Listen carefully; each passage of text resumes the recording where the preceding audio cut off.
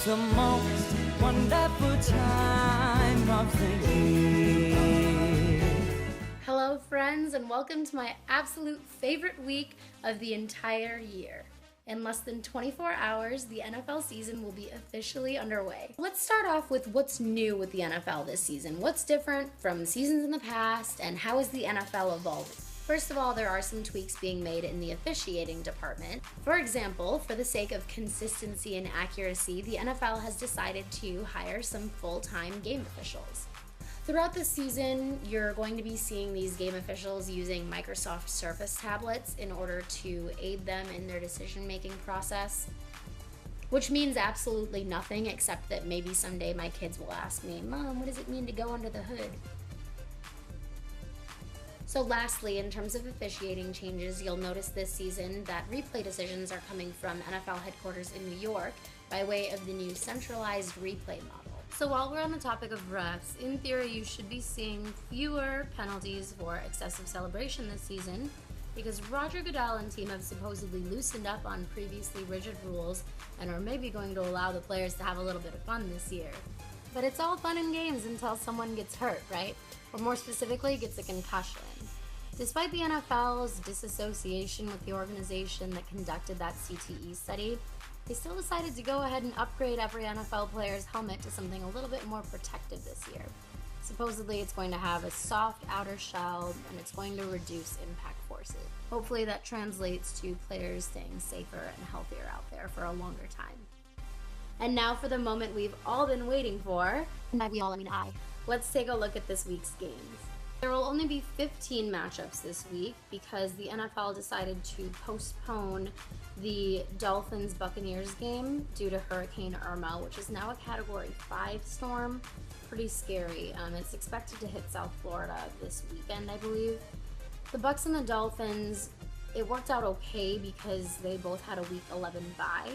So they get to postpone their game until November 19th, but on the flip side, it kind of sucks because that means both teams will have to go the entire season without a bye week. They don't have any breaks, so I think that puts them kind of at a competitive disadvantage. But both the teams and the NFL agreed that it was important that the players and the personnel of both Miami and Tampa get out of South Florida and be with their families during this time. So can't really argue with that logic. My thoughts and my prayers go out to those affected by this severe storm, as well as Hurricane Harvey that hit Texas not too long ago. Just stay safe out there. As far as how the rescheduling of this game affects you, obviously if you had anybody from Miami or Tampa Bay in your fantasy lineups, go ahead and remove them right now. No, like for real, pause this video, go adjust your lines right now. Oh wait.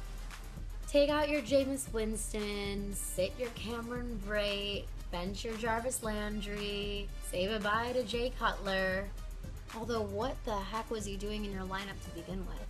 Also remember, Doug Martin still has a 3-game suspension to serve, and since this week doesn't count towards that, he won't be coming back to play until October 5th against the Patriots. Speaking of suspensions, I'm sure you guys have all heard the news about Ezekiel Elliott. His 6-game suspension has been upheld.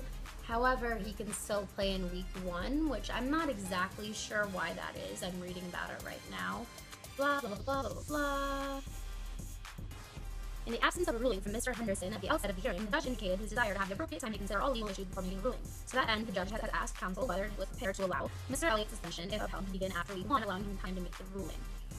Now, I'm not going to sit here and pretend like I completely understand what loophole allowed Zeke to be able to play in Week 1 despite his 6-game suspension being upheld.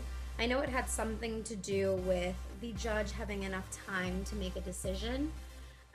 All that I really care about is the fantasy implications of the whole thing, which means, hey, fantasy owners, if you have Zeke, go ahead and start him in Week 1 because he'll be playing. And then you can go ahead and bench him for the next 6 weeks because he won't be playing. And what that means to me is that he won't be playing against the Packers on October 8th, which I am A-okay with. So let's move on to fantasy questions. Jason asked, Devontae Parker or Jacquizz Rodgers in my flex for Week 1? This is clearly an old question because the answer is neither. seeing as both of those teams will be busy evacuating South Florida and not playing professional football this weekend. But I really hope you have another option for your flex spot, Jason. Good luck. My girl Heidi, she asked, who should I start this week at QB, Russell Wilson or Kirk Cousins? I hate that I have to answer this question because I don't want to admit that Russell Wilson is the better quarterback because he's playing my boys this weekend, but he's the better quarterback. All signs point to Russell putting up better numbers than Kirk Cousins this weekend. Go ahead and start Russell. I like that. Okay, so Aaron asks, I went no RB this year. RB1 is Ty Monty. Who would you start at RB2 in PPR, Theo Riddick or Duke Johnson? So I'm going to go with Theo here. Both of the backs are in committee scenarios, but I'm expecting a more even split between Amir and Theo versus Crow and Duke. On top of that, I don't really see Pittsburgh defense allowing Cleveland to get very much on the ground at all. So yeah, Theo. And lastly, Keenan Allen or Emmanuel Sanders in half PPR. Well, despite being out for the vast majority of last season, I'm still going to go with Keenan Allen as the safer play here. I think that was it in terms of fantasy questions, except there's one more question that I keep on getting over and over and over again, and that's, Rhea, will you please join my fantasy league? We have one more spot. We need somebody to fill it. Guys, the answer is no. I cannot commit to that many leagues. I've made the mistake all too frequently where I'll join too many season-long leagues, and throughout the season I'm scrambling and stressed out because I'm cheering for and against every single player in the NFL, and it's not fun. So what I will do instead is I will gladly accept any head-to-head matchups in daily fantasy. I play on both DraftKings and FanDuel. So if you don't have an account for either of those, feel free to use my referral link, which I'll paste in the description below. But just click on that link, create an account for yourself, set up a head-to-head matchup for this week in football, and you can send a request for me to play, and I will gladly take your money. So I guess all there is left to do at this point is blast through my week 1 predictions, and then we'll be done for the day. So really quickly here, on Thursday night we have Kansas City in New England, and I think the Patriots are going to win that one. Moving into Sunday's matchups, I have the Bills beating the Jets, the Falcons beating the Bears, the Texans over the Jaguars, the Redskins over the Eagles, the Cardinals over the Lions, the Raiders over the Titans, the Bengals over the Ravens, the Steelers over the Browns, the Rams over the Colts, the Packers over the Seahawks, the Panthers over the 49ers, the Cowboys over the Giants, and then Monday night's games. It's a doubleheader. For the first one, I have the Vikings beating the Saints, and the second one, I have the Broncos beating the Chargers. So in all honesty, I think that's pretty much it in terms of content that I had for you guys today. However, before I sign off, I want to do a couple quick shout outs. So the first of these shout outs is going to go to Fantasy Phenoms. They are a daily fantasy sports advice community, and they specialize in not just football. So go ahead and give them a follow. I will post all their information in the description below. Awesome group of people and extremely knowledgeable too. The next up, I want to give a quick shout out to Katie Potts. She's a beautiful woman both inside and out, and she was kind enough to do my makeup today. God knows I'm too lazy to do my makeup myself, so thanks for making me look not hideous on camera, Katie. I really appreciate that. Girls in Milwaukee, if you're ever looking for a makeup artist for any special occasion, I highly recommend Miss Katie.